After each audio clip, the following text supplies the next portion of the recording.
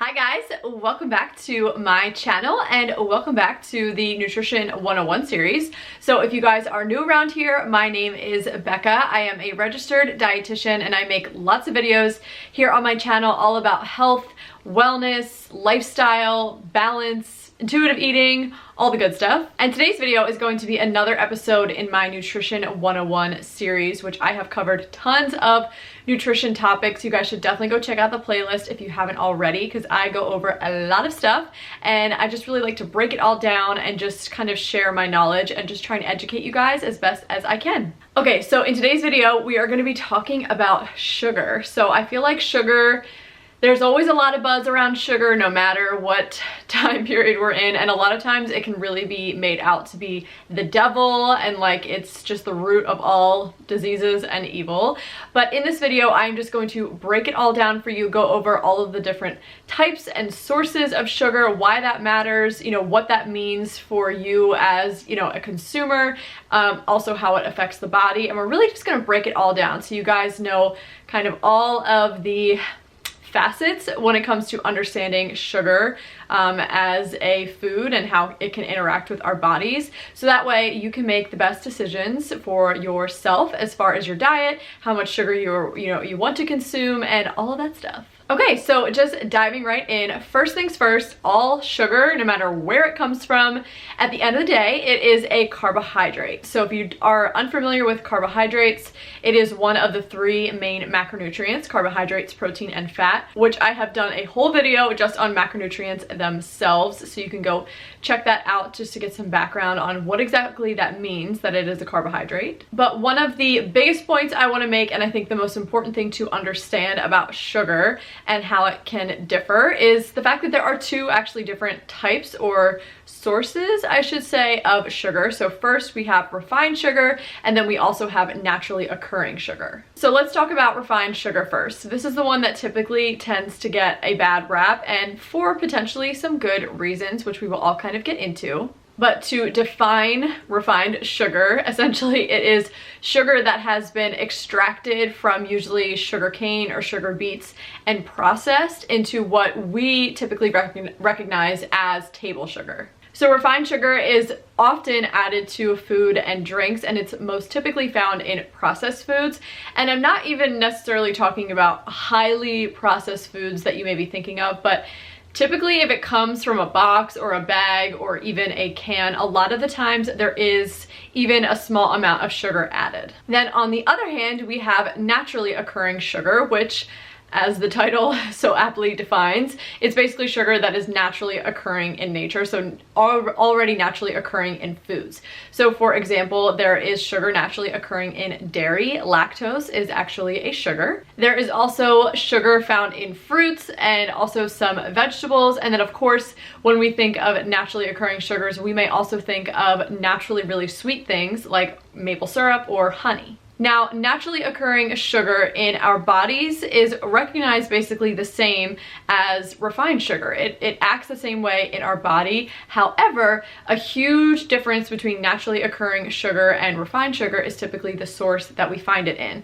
But one of the most important things to point out, and the biggest differences between refined sugar and naturally occurring sugar, is the naturally occurring sugar, when we're consuming it, yes, it is still sugar. However, you know, the food that we're consuming along with it, that food from nature, for example fruit, is going to come along with a lot of other benefits like fiber, antioxidants, vitamins, and minerals, which we are not going to get when we consume foods that are sweetened with processed sugar most usually. So if we were just to compare the two outright, of course the naturally occurring sugar is going to be more favorable, because yes, we are still consuming sugar, but it is, again, it's coming along, it's accompanied by lots of nutritional benefits like fiber, antioxidants, calcium if it's dairy, all different types of things that are, you know, beneficial to our bodies, whereas that's not really happening in the case with foods sweetened with refined sugar. Now, of course, there are exceptions to this. It's not completely black and white. Like for example, fruit juice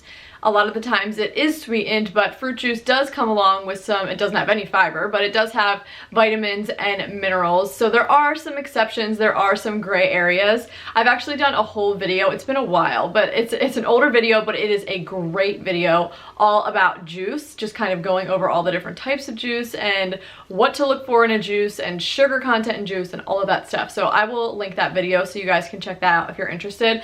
So of course it's not black and white and it's not perfect, but generally, of course, naturally occurring sources of sugar are going to have a lot more benefits from us versus versus foods that are sweetened with refined sugar. Also very important to note about naturally occurring sugar when we're comparing it to refined sugar is it's typically not going to affect our blood sugar as much, and that is because, again, it's typically coming from a whole food source. A lot of the time it's coming along with protein or fiber or other things that are going to slow down the digestion and therefore transport of sugar from you know, our stomach or intestines into our bloodstream.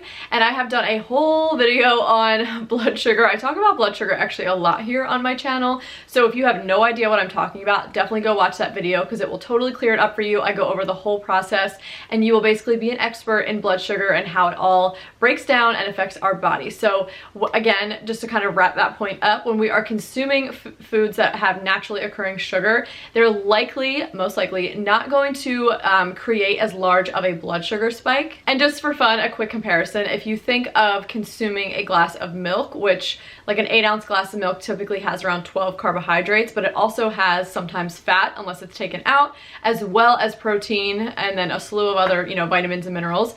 But then if we just take a glass of water that is sweetened with 12 grams of carbohydrate or sugar, when we consume that milk, because it has protein and fat and lots of other things in there, it's going to slow down the absorption of that sugar into our bloodstream. So we're just going to get a little bit of a rise in our blood sugar, which will then, you know, start to go back down. But if we're just drinking that sweetened water with nothing else in there, no protein, no fat, nothing to impede the process of digesting that sugar and sending it into our bloodstream, we're basically just going to get a big old spike of that 12 grams of sugar into our bloodstream, which is not as favorable. We want nice slow waves, not big spikes and big dips. So like I said in the beginning of this video, sugar definitely tends to get a bad rap, and depending on the source and depending on the type of sugar and how much sugar you're eating, it can really wreak havoc on the body, and it can cause a lot of potentially health issues. However,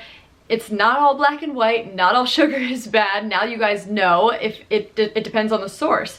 So again, if you are eating lots of whole foods all the time, your diet is mainly consists of whole foods, you're not really gonna have to worry about this as much. You're absolutely gonna have some sugar in your diet, especially if you're someone who loves fruit or even dairy.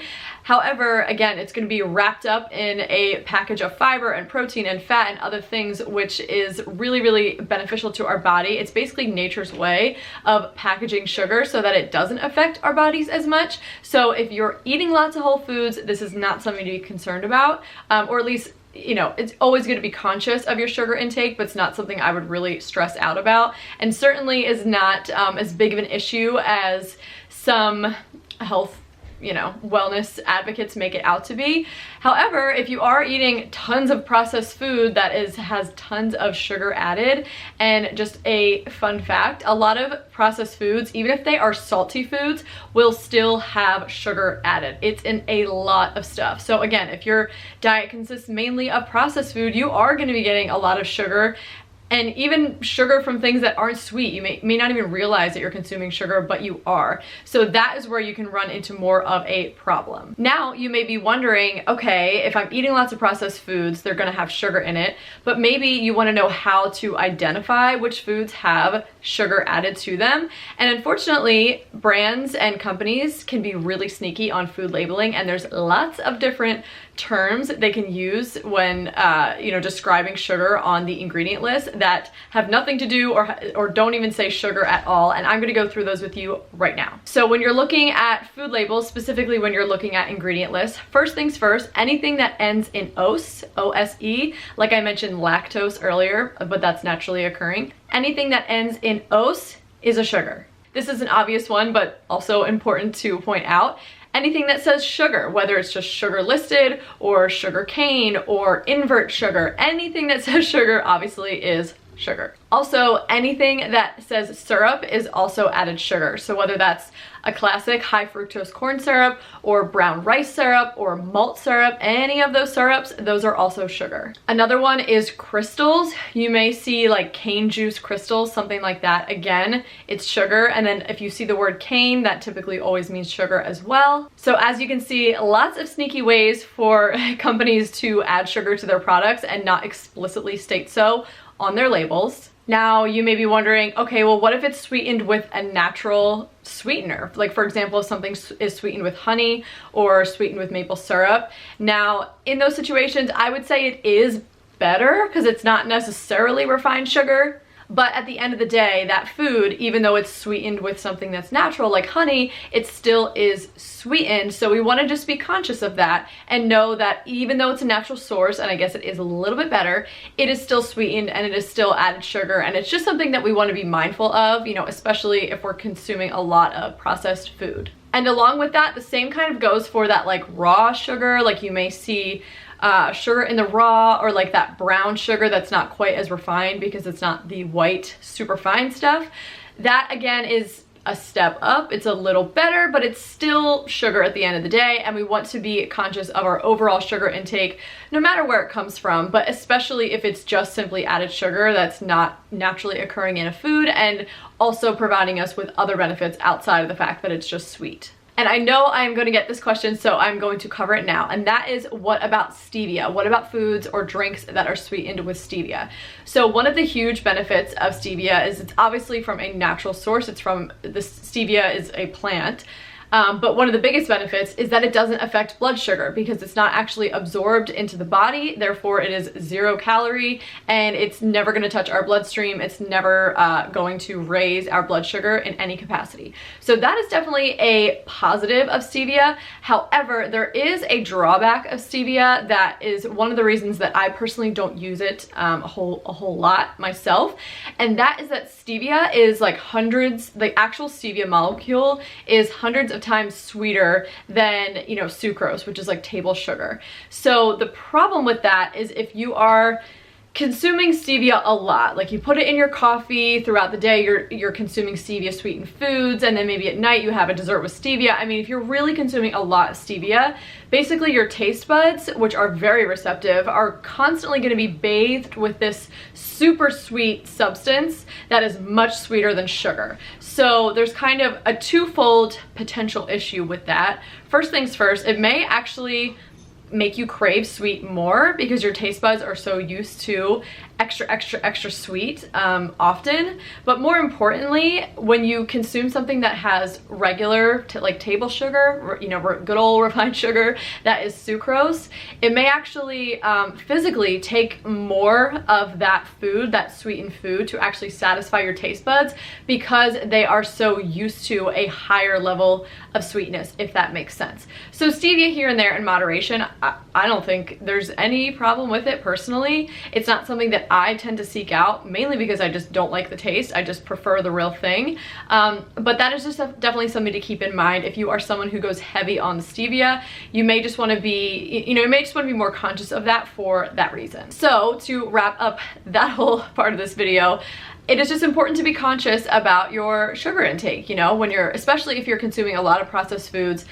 It may be a good idea to pay attention to labels a little more and just see if there's added sugar. There is going to be a change sooner rather than later with, and I've actually already started to see it on some foods, which is awesome, where companies are going to be actually required to list out the grams of added sugar. So for example, if it's something that, a food that is sweetened and it has some naturally occurring sugar as well, it will just list sugar as like, you know, however many grams, and then it will also list out separately added sugar. So you'll know how much, you know, what sugar is actually naturally occurring part of that food from the beginning, and then also how many grams of sugar is actually added in order to sweeten it. So that is going to be a handy tool. But I do want to say, all of this, you know, aside, at the end of the day, it's also really important to being conscious and being crazy and hypervigilant of sugar consumption are two totally different things. I don't want you guys to hear this video and then start obsessively reading labels and being really extra conscious and, like I said, hypervigilant of your sugar intake, because being hypervigilant like that and constantly worrying about how much sugar you're consuming and, you know, where it's coming from and how they're sneaking it into this food, what they're labeling it as, can actually put a lot of stress on the body physically, but also mentally. And that is not a healthy behavior. So I want you guys to be conscious. I hope that this video helps just give you a better idea of, you know, the whole sugar topic in general and why it's not cut and dry. But at the same time, I want you guys to also just enjoy your life and eat in moderation and just balance. If you want to have a cupcake or a piece of cake, or my favorite, a good old chocolate chip cookie, I don't want you to ever feel that you absolutely should not just because of the sugar. No, life is too short. You should be enjoying everything in moderation and in balance. But in order to be, you know, a healthy individual, it is also a good idea to just be conscious of your sugar intake. Again, if you're eating lots and lots of whole foods, not a huge concern. If you're eating lots of processed foods, this is probably something you're going to want to be a little more conscious of. So all in all, sugar is most certainly not the devil. It can be linked to a lot of issues within the body. A huge one is type 2 diabetes. If you're eating lots of processed foods and sweetened drinks like soda all the time, you really are going to be, you know, sending your body kind of through the ringer as far as blood sugar and your pancreas goes. So you do want to be conscious and you want to be careful, but sugar is not the devil. If you want to enjoy something sweet, I say go for it. But if you're eating in moderation and you're, you know, practicing a balanced diet and lifestyle and also eating lots of real whole foods, you're going to be just fine for the average healthy person, of course. So I hope that you guys found this video helpful. My hope for these videos is always that you can just walk away feeling a little more educated so that you can make better informed decisions for yourself, because everyone is different. Everyone's diet's going to look different. Everyone's priorities when it comes to food is going to be different. But I hope that you guys can just walk away feeling more educated and like you have a better handle on this topic. And I always encourage you to enjoy life and seek the balance in things and not so much the restriction or just in general, just the hypervigilance I was talking about earlier surrounding food. Thank you guys so much for watching this video. Make sure to subscribe if you haven't already. Follow me on Instagram so we can chat on there. But that is it for this video. So again, thank you for watching and I will see you guys in the next one. Bye. Show you off. Tonight I wanna show you off.